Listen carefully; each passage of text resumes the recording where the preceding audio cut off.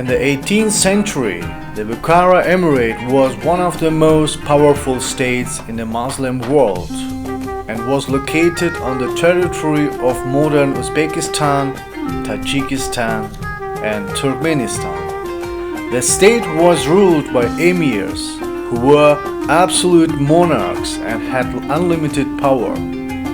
The center of the power was the palace of Emir. At the heart of the palace was the harem.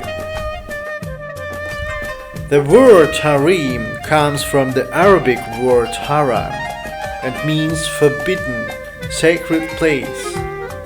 Wives, concubines and children of the rulers lived in the harem. In ancient times, men hunted and fought tribal wars and therefore endangered their lives. Polygamous relations saved the tribe from extinction. In the first cells of human society, the birth of as many children as possible, especially sons, played an important role, and therefore man sought to have a huge family. Archaeological excavations indicate that the 3rd millennium BC is the approximate date for the emergence of harems. It is generally accepted that only Islamic rulers, sultans and padishahs had harems. However, this statement is fundamentally wrong. European kings and even Slavic princes also had harems. The classic harem, which existed until the beginning of the last century, assumed the presence of the following components. It must certainly be closed from prying eyes.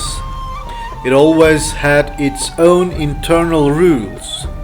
And there was also another obligatory attribute, an abundance of wives, concubines and eunuchs.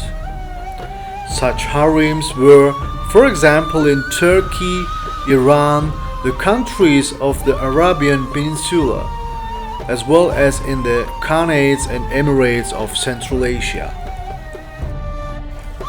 The entrance to the Harem of Emir was strictly prohibited for strangers, especially for men. There is even a saying, if the son were a man, then even he would be forbidden to look into the harem. Complicated etiquette, strict harem rules, and complete isolation from the outside world gave rise to many rumors far from reality.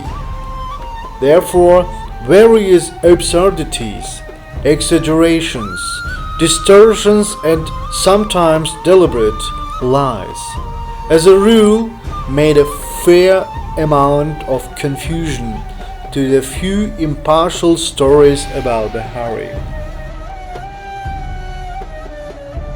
According to Sharia law, emirs could have 4 wives who had to practice Islam. The number of concubines wasn't limited. It depended on the wishes of the ruler. Concubines were women of other religions.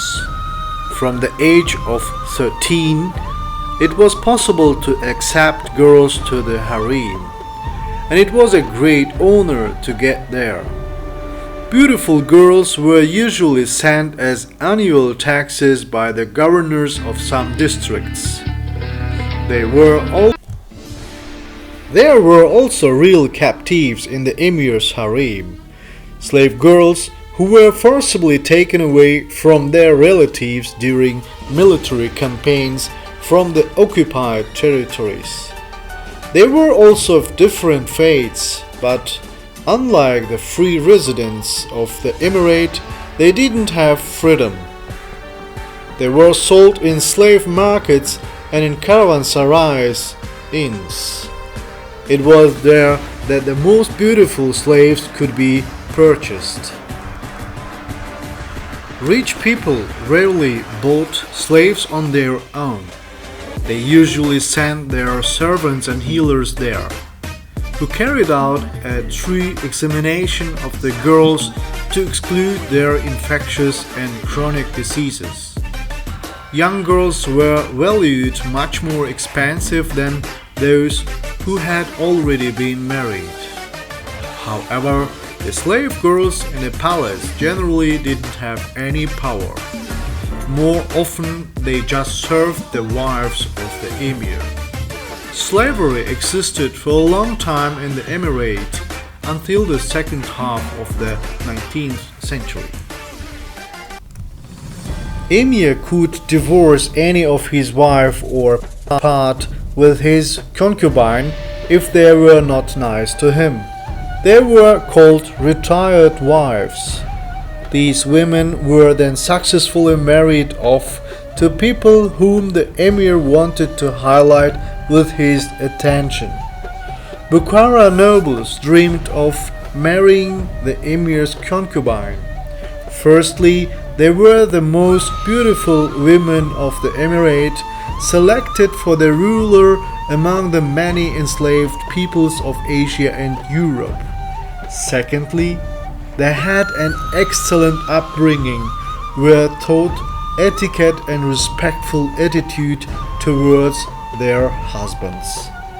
Thirdly, these would be the highest grades of the emir and the beginning of career growth in government positions. The wives lived on the first floor of the palace and the concubines on the second. The emir's wives had their own servants. They lived quite well, except that they were limited only in freedom. They had no right to leave the palace without permission, and in general, they rarely went anywhere beyond the palace garden. But at the same time, they had to wear a hijab, a spacious robe, and cover their face with a special material made of horsehair. Other women had the right to enter the harem if they received permission to do so. These were usually traders in jewelry and fabrics. Most often, Jewish women were the liveliest traders in the emirate. Sometimes women met with men, but in addition to a closed garment, women were also separated from men by a thick screen. Musicians, singers, and teachers entered the harem, but when choosing them, they preferred the blind. Despite this reclusive lifestyle, women took great care of themselves, naturally, in order to not lose the love of the emir and not to die from being bored. In Bukhara, as in many other Asian states, it was customary for women to wear eyeliner, eyebrows, and dye their eyelashes with comb. At the same time, the eyebrows were combined into one, making the so-called unibrow. It was considered especially beautiful and attractive. Also, women carefully looked after their bodies. They removed all excess hairs, regularly brushed their teeth, took care of their nails. We used to think that harem is a golden cage, in fact a prison. But on the other hand, women in a harem had comfortable living conditions, money, outfits, servants, and often an elementary guarantee of life and safety, depending on their harem status. Above, we mentioned about the abolition of slavery in the Bukhara Emirate. This happened under the Emir Muzaffar, but he was remembered not only by this decision, but also by some actions and desires. For example, his dream was a mechanical woman, one who would never quarrel, didn't demand gifts, and didn't age. The emir learned that such a woman existed from the gossip of his entourage, And those people were informed about the existence of the woman by some prisoners in the dungeon. They said that such a high-tech development allegedly exists in the West, including the Russians.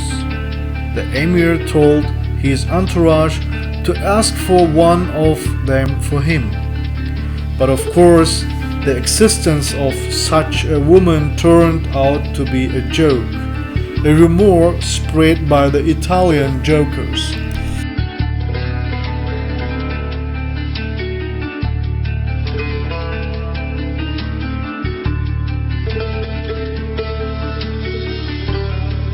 It is believed that the last harem ceased to exist at the beginning of the 20th century, when the Red Army seized power in the emirate.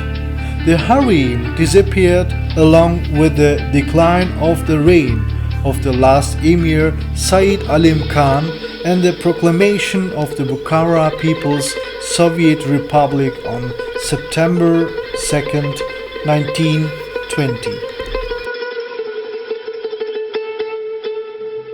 People of Western countries have always sympathized with the inhabitants of the harem, comparing their life to prison or life in a golden cage. But Eastern women had a different attitude to this lifestyle. They were glad to be in the care of a wealthy man and to know that they and their children wouldn't need anything.